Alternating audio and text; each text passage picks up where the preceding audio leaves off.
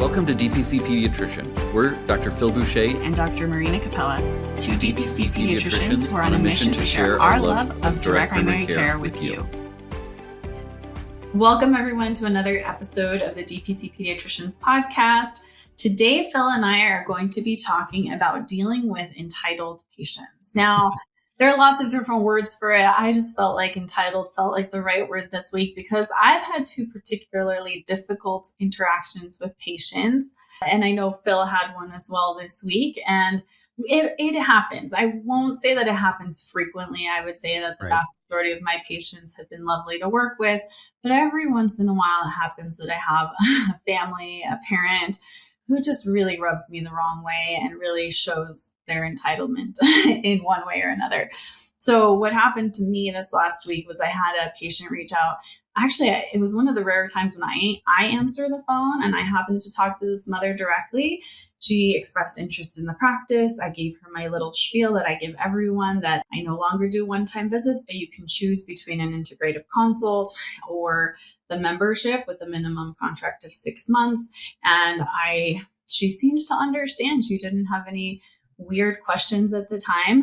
I did mention, and this was probably my fault, I said, you don't have to commit to one or the other.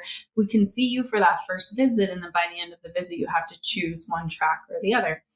And so I went ahead and I scheduled her and I sent her the intake paperwork, etc. She comes with her daughter. I spend 70 minutes with her, trying to understand, plus the time that I had reviewed the intake form and 70-minute visit, which we went over time. And at the end of the visit, she goes down to the front desk. My front desk manager, my office assistant, had given her the paperwork for the contract. And you can either just initial next to the integrative consult package, which is 3 months of care, or next to the membership, minimum 6-month requirement. And she was really confused.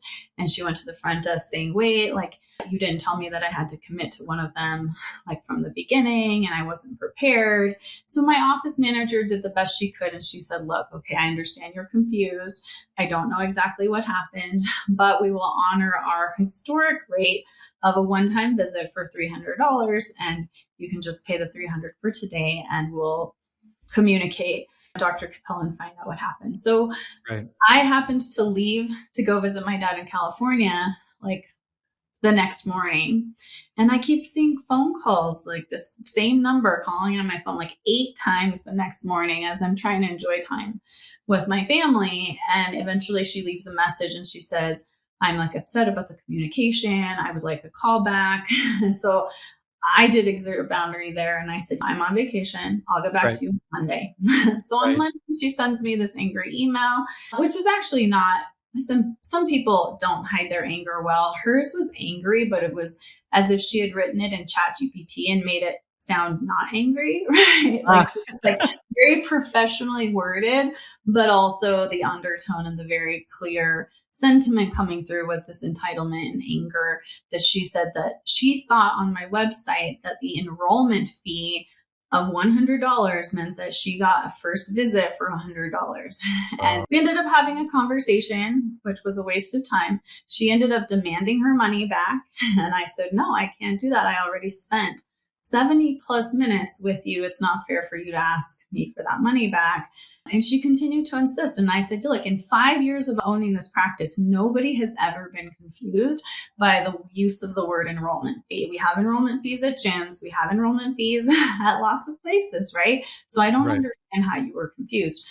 I tried to be as professional as I could. I think I kept it pretty calm, but inside I was kind of boiling because her whole interaction just reeked of manipulation.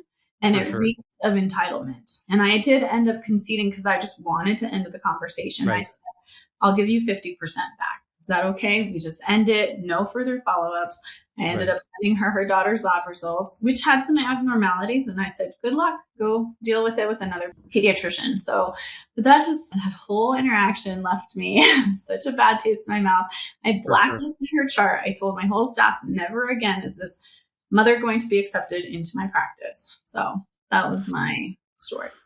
Well, it sounds like, your point that in 5 years this has never happened before should be reassuring to you that it wasn't a you issue. It wasn't a clarity of communication issue. It was clearly somebody that had the wrong expectations Mhm. or didn't get what they were wanting out of it, rather than like it was our fault, we didn't make it clear enough, because you have a track record of this being fine and people understanding.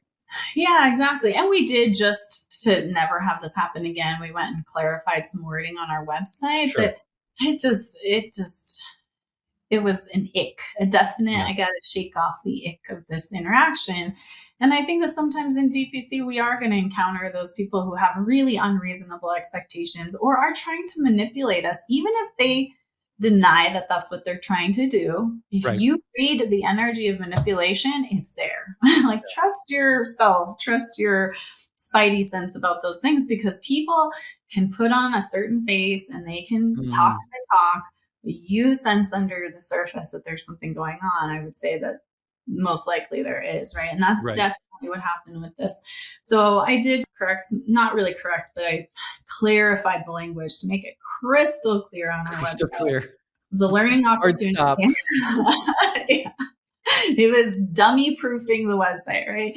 Yeah. But that's just unfortunate. These people are there. They're going to come along. I think a Right. lot of us do meet and greets in order to try to kind of filter out these sorts of families. Sometimes we're going to be able to detect it early and sometimes not Mhm. really. So I'm curious, Phil, what's an experience that you've had with the family that You left know, you with that feeling of ick? I think the times when we feel it, I think we've gotten so used to gratitude from our patients because we do a good job. We take care of them. We ask the questions that we need to. We squeeze them into the schedule. And so it's hard not to notice the entitlement when it's the opposite of how you're experiencing it with the rest of your patients. Yeah, If exactly. all of your patients are a little bit grumbly because they've been waiting for 80 minutes and they Yeah. had to call and leave a voicemail and play phone tag all day in a typical practice and those Uh-huh. sorts of things, then it's not going to rise to the level because everybody's kind of grumpy. But we have such grateful patients that Mhm. when we don't sense the gratitude, or we sense the you need to do this because I'm paying you or something along those lines, that really stands out. Now, for me, it's very few and far between. And I know that's part of the privilege of being a male, is that people don't complain in the same way or have the same expectations as our female pediatrician colleagues face. But I think it's one of the worries when people are talking about direct primary care is that patients will just be walking all over you and demanding this, that, or the other thing. And Mhm. what I have found is the opposite is the case. When I say, hey, we could do an antibiotic today, but I'd really rather wait, and Mhm. I'll just text you tomorrow and see how we're doing with this ear infection that's going on. Yeah. Patients are so grateful and excited for Mhm. that, rather than I just came here because I wanted the antibiotic. Yeah. And I think that's one of the things where we often feel like if we're starting a DPC practice or we're thinking about DPC practice, that people are just going to demand antibiotics or Mhm. ADHD medications or all the different things that they're perceiving that I'm the gatekeeper of the eye drops or I'm the gatekeeper of the good night's sleep. Yeah. Um, but when you're able to have those relationships, that it's few and far between. So Mhm. one recent example with us was just a family had wanted us to refill an antibiotic because it had been forgotten, and it came to light that like we had sent it to this pharmacy in a nearby state where they were at, but they thought it was the wrong one, so they kind of sent us unfriendly message. And I just shared with them, like, here's exactly where I sent it. The nice thing is we get this little digital receipt of exactly where it went, and here it is down the road from where you're at. But it just didn't feel good because there wasn't the like gratitude that we're used to. I think we get so accustomed to grateful patients that it really stands out when we have these patients that are not expressing gratitude, or maybe just making us feel more like a service that they're entitled to, around the clock access or those sorts of things. Yeah, I think it's the demanding energy of a parent texting you and Mhm. saying, "You did this wrong, make it right away." That can be really off-putting. And again, Totally. it just, the undertone of that is that entitlement and not appreciate. I think that part of what I'm talking about is also just not appreciating, not reciprocating what the wonderful thing that we offer, right? And the time and the Right. value and the presence and the just the really unique approach that we have to care, and how much we truly do care about our patients in our practice, which tends to be smaller. Therefore, we have the bandwidth to care right more. Right. So yeah, it seems like in that scenario you just shared, there was really a lack of appreciation for you Yeah. and just a more demanding attitude. Yeah, and it's I usually not a one it's usually a pattern, right, with a Yeah, family. It's not one time where they're a little bit grumbly or they didn't have enough exclamation points on their thank you or something like that, but you start to sense the pattern, and then you have to decide, like, "Okay, am I going to tolerate this? Am I going to say something? Am I mhm, going to say we're not a good fit for each other?" And I think yeah, that varies based on oftentimes how frequent it is and how severe the episodes are. yeah. But it made me grateful that we have all these other patients that are just so thankful for the way that we practice and the things we do, despite putting up the, I think, rather stringent boundaries that we put in place Mhm, in what we'll do and how far we'll go outside mhm. of the normal traditional practice bounds. Yeah, exactly. I had another interesting experience too last week. It was a family who has lovely parents, single child who's just the apple of their eye. And I've had really pleasant interactions with them. They've been patients now for about 3 years. And they have asked, they travel to go see family internationally every once in a while. And even though it's not in my contract, to allow this, I have allowed them to pause their membership when they're out of the country twice now. And they kind of demanded it a third time. And this time it was Mm, that undertone, a little bit more of expectation because I right, had conceded before. And they were asking me because I raised my rates just a couple months ago. So when they came back and they reactivated their membership, it was at the slightly higher, only $25 a month more rate, right? It was 125 instead of 100. And so the dad emails me saying, "Hey, can we be grandfathered in to your old rate? And can you pause our membership again because we have to go back one more time?" mhm, And it was because there was a parent that was suffering from an ailment. And so right, tugs at my heartstrings, right? I want to be the nice person. But first of all, my membership doesn't work like that, right? The understanding is that the visits, when you do use them, are paid for by the months when you don't use it, right? It all right, kind of out. And second of all, I don't pause other people's memberships. I have many families that travel internationally or right, away from Utah for long periods of time sometimes, and they don't ask for me to pause their membership. They're not pinching pennies like pinching pennies like that. right. And I know this family is well off. If they're well off enough to be traveling internationally and to do the things that I know that they do, they're not hurting for money. So I just felt like they were kind of stepping all over me in a sense, that they weren't really appreciating the expertise that I offer, the level Right. of that I offer. And so there was just that energy. And I had to write an email response to kind of stand my ground and say, look, these are the economics of the practice. This is why the membership is structured. The contract doesn't allow pauses. I've allowed it twice before because I really like you guys and I want to keep it, but I can't keep doing that. Right. And No, that doesn't make sense. of course, I expressed sympathy for the situation that their family was going through in terms of their sick mother. But also, I said, ultimately, at the end, I said, if this just doesn't work for you, you're welcome to leave the practice. Like, I would be sad to lose you, but it Yeah. has to work mutually, right? And it was hard for me to write that email because it's hard for me to insist on getting what I need from people. I'm really good at giving, and I'm Right. not so great on insisting on getting what I deserve in return. And it just was a great example of recognizing that dynamic for myself and how that's a challenge for me, Mm, but also saying, you know what, I'm feeling this anger because a boundary has been violated. And I'm totally. not going to express that anger in my email, but I am going to insist on respecting that boundary for my sake and for theirs. So that was another bit of entitlement. I think this is a family that is lovely in many ways, but they tend to not be shy about bargaining or about asking for, I don't know, unequal bargains, I guess, in their life. And Totally. yeah, but I was proud of myself a little bit for being able to at least write that email and send it and say, hey, this has to work for me too. I mean, we're all dying to know. Did they stay or did they leave? This was just like a few days ago and they have not Okay. responded. Okay. Yeah, We'll maybe find they're out. Stay happy tuned.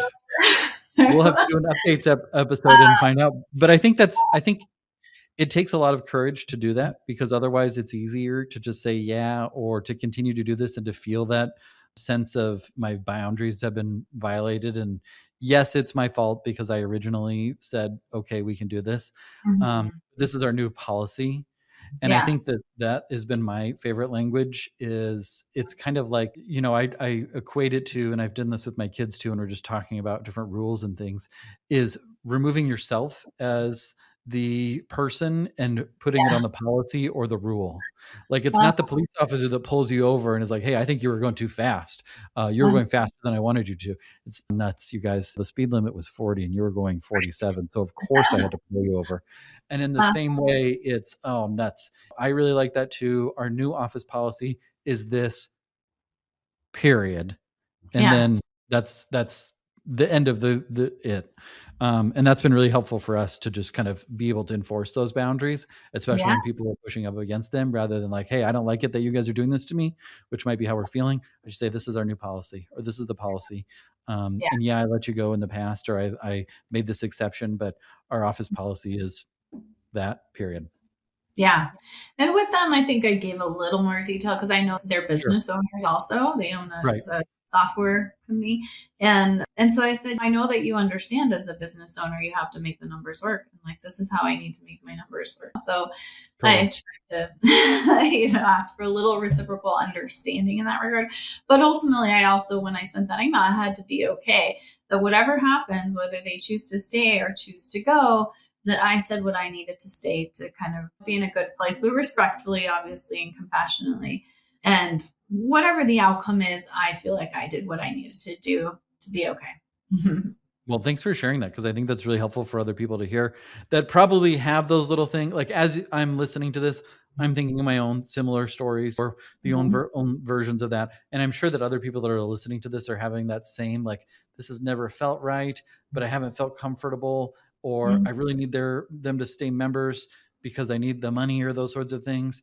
That it's bringing those to light and hopefully giving them a little bit of a script of how to come to a good place where you're practicing in a way that you want, and you're putting those boundaries and expectations in place for both yourself and for your patients. Yeah, definitely. And I guess one parting piece of advice I would give to others that maybe have these sorts of experiences every once in a while. One of the questions that I actually talked about with my mentor this morning was like, how do I respond to these sorts of things without getting really angry?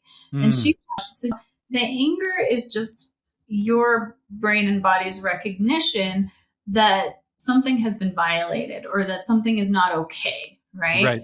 And she said, you don't have to respond with anger, but recognize it. Because if you don't recognize it, you deny it, you suppress it over time, it's going to explode one way or another, right? And then you're going to maybe react or be more reactive than was warranted towards another situation that's completely unrelated because you didn't respect yourself in that situation and recognize what the anger was trying to communicate to you, right? And so Right.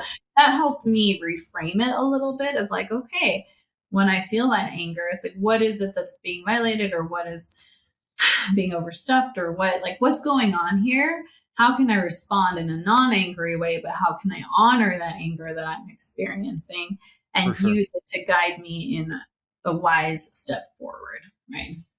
So hopefully Go ahead. that's some others. I know that especially us women physicians, we get a little more stepped on and a Oh, little totally. more, we get some more frequent interactions related to entitlement in patients at times. So we hope you found this episode helpful. Thanks, Phil, for sharing your experience as well.